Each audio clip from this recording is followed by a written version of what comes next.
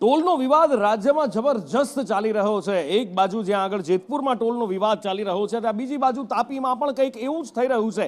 સ્થાનિકો માંગ કરી રહ્યા છે કે આ ટોલની જંજાળમાંથી સ્થાનિકોને મુક્તિ આપવામાં આવે, કારણ કે વારંવાર એમણે આ ટોલ પરથી પસાર થવું પડે છે।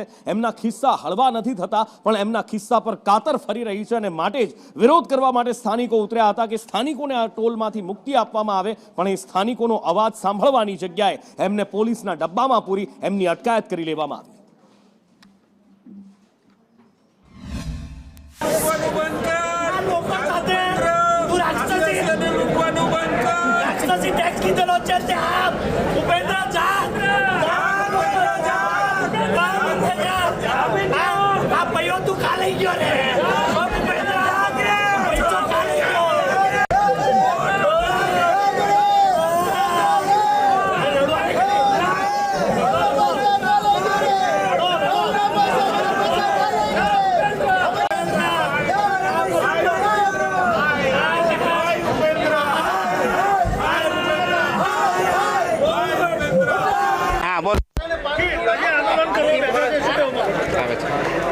છેલ્લા ઘણા વખતથી મતલબ કે વર્ષોથી તાપી જિલ્લાને ટોલ ટેક્સમાંથી મુક્તિ મળે એટલા માટે જુદા જુદા સંગઠનો પ્રયત્નો કરતા હતા।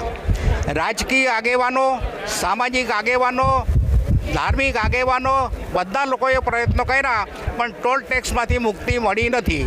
મારી 84 વર્ષની ઉંમર છે, મને એમ થયું કે મરતા મરતા પણ મારે આ કામ કરવું જોઈએ, એટલા માટે હું આ ટોલ ટેક્સને વિરોધમાં હું અહીંયા સૂઈ ગયો છું। અને જ્યાં સુધી ટોલ ટેક્સમાંથી મુક્તિ નહીં મળે અને જે સાથીઓને સવારે ધરપકડ કરી છે 25 લોકોની, એને છોડે નહીં ત્યાં સુધી અમે ઉઠવાના નથી। અમારા આદિવાસીઓની લૂંટ ક્યાં સુધી ચાલે છે? જમીનની લૂંટ ચાલી, જંગલની લૂંટ થઈ, પાણીની લૂંટ થઈ, અને અમારી છેલ્લે આ ટોલ ટેક્સ મારફતે પણ અમને લૂંટવામાં આવે છે। અત્યારે સોનગઢથી મને ઉચ્છલ પોલીસ સ્ટેશન લાવવામાં આવેલો છે।